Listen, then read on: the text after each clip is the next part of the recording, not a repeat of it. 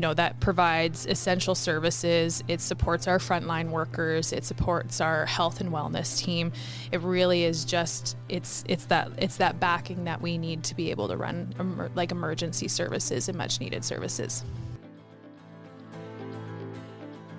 This episode of Bring Back the Porch brought to you by Bernie Leahy, River Street Realty.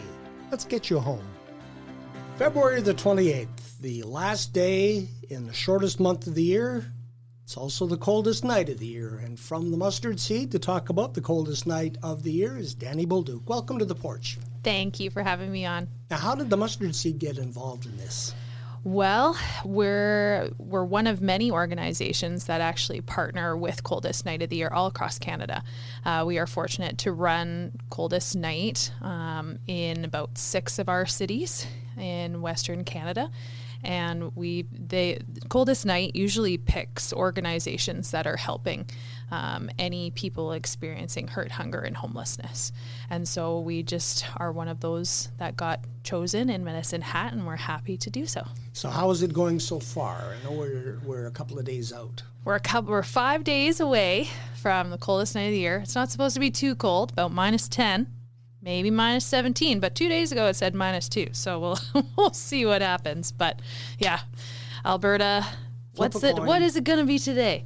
Yeah. So we'll see how we go. But honestly, it's been really, really encouraging to see the community slowly the numbers start ticking up.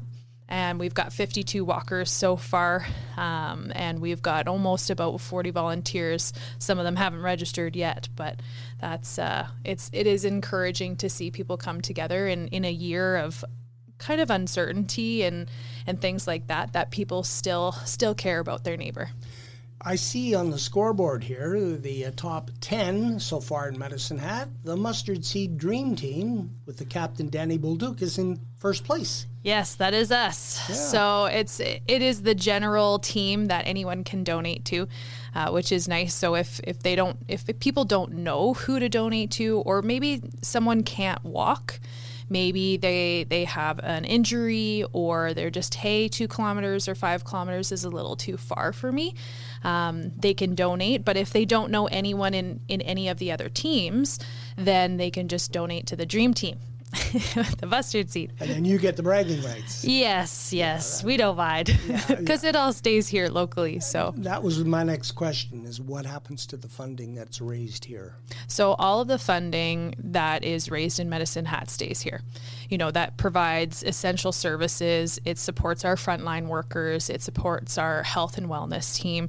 It really is just, it's that backing that we need to be able to run emergency services and much needed services. 32% as of this moment of the goal has been raised. You still have quite a ways to go yet. Your goal, I think, is? Our goal is $20,000. And, I'm just so excited if people come and walk, because I know it's a fundraising event and it's super fun, and it is different than a lot of other fundraising events because you can tangibly do something, right? Some fundraisers, you kind of sit back or you donate and things like that. But this one, you can get kids involved, you can get families involved, and you can just join and walk, which is so nice. But yeah, it's $20,000, and I believe we're still kicking, we're still going.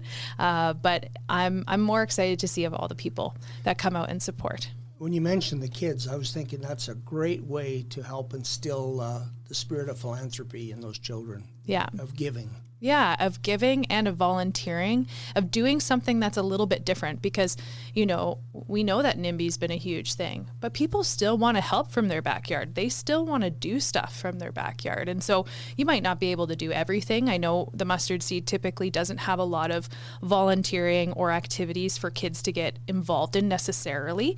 But this is an amazing way where they feel like they can tangibly help and be part of something bigger, because you don't have to do everything. You just have to do a little something, right?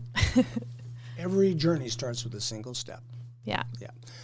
First steps will be taken from the Higdon Hall on Saturday afternoon. That is correct, from the Wild Rose Room at 5 o'clock. So at 4:45, we do a little commencement speech. Registration opens at 4, and then at 5 o'clock will be the kickoff for the walk. And where are we walking? Well, from Higdon Hall, actually the 2-kilometer walk is right on site, right on like the main Stampede grounds, which is awesome. And then the 5-kilometer walk will actually go to Dunmore, and we'll walk down that Dunmore Road. Not the yes. town. Oh no, sorry. We're not walking to Dunmore. Oh Lord. But no, we're going to be walking down Dunmore Road, down those all of those shopping complexes and things like that. And then we have our rest stop at the 2.5 kilometer mark, which is nice, at McBride's Bakery, where they'll get some Starbucks coffee and cookies and hot chocolate and just a little warming break depending on how cold it is. Okay, now how do people get involved? How do they make sure that they're there or is at least contributing? Well, it's just a couple more days to register, and they can register at cnoy.org. I'm sure you guys will post the link for us, which would be very kind. And you can register a team, so you can have a fun team name and get some people gathered together, or you can get pledges, or say you're busy on Saturday and you still want to participate. You can walk ahead of time. You can walk at the gym. You can walk around your local block. You can do so many different things. And I know for schools in other cities right now, schools are actually walking on their grounds. Okay. So that's pretty cool of like this whole school wants to participate in it and do something and be like, hey, let's stand with our neighbors out in the cold. Let's put ourselves in their shoes. Well, they can do that right from the safety of the school. So that's pretty fun. You are wearing some merchandise. I am. I got all the swag today. You have a nice hoodie that says Coldest Night of the Year. There's also stuff on the back. There's some cool stuff on the back. Mm-hmm. And then I am wearing this year's toque. So this toque people will get if children under the age of 18 raise $75, and if adults raise over $150, they will get this lovely little toque. While supplies last. Well, we'll see how many people show up, how many we got left. Yeah, okay. So, but no, the sweater is just for event directors. A limited edition. Yes. I know that some of the staff members, they've been a little jelly over there. A little green. But the toque itself is a badge of honor. It is, and it's, honestly, I love what CNOY stands for, with the coldest night of the year, because it's when you go through an experience, to me it's a lot different than just giving $5 or something. Like you're tangibly putting yourself in the place of someone else, in the place of your neighbor that maybe doesn't have a home or doesn't have the means. Maybe they don't have a bed to go to at the end of the day. And so it is a badge of honor to get to walk with them and support them in some way. You have also mentioned so far one of the sponsors in McBride's Bakery, and I know that there are several others. I'm just going to leaf down to my notes here because it's important that we remember them as well. Yeah. And they seem to have gone into hiding. Oh, there they are at the bottom of that page. I see we have the Home Depot. Yes.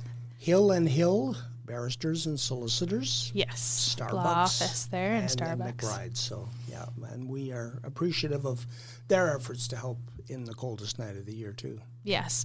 Honestly, it takes a village, right? We all know that. It takes a village to help someone on their recovery journey, and it takes a whole city to come together and support them, because I know it'll be at 1 year to the date when we walk for our neighbors that we unfortunately had our site closed publicly at Allowance Ave.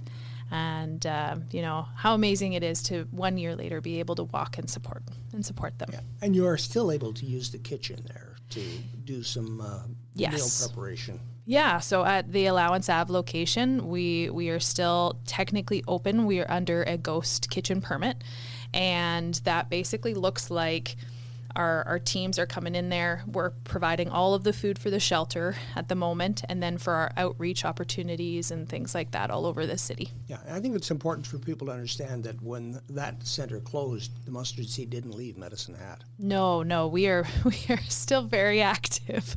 Our social workers, our troopers out there that are helping people still receive ID.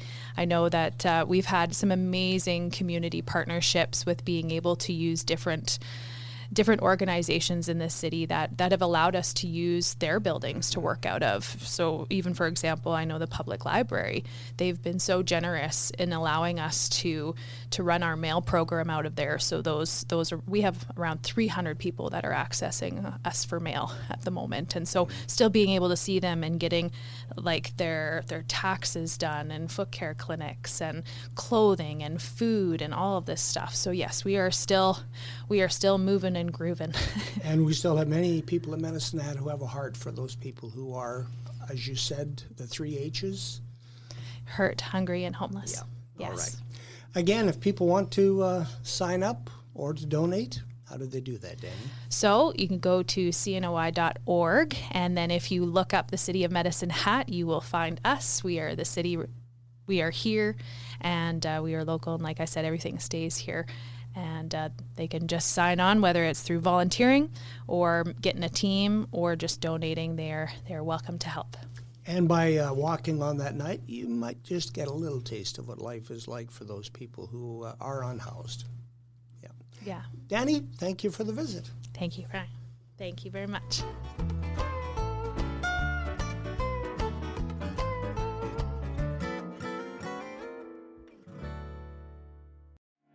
Hey, this is Brian again, and I'd like to ask you to do a favor. We can't do this work without people like you, so if you can, please like, share, subscribe, tell your friends about Bring Back the Porch.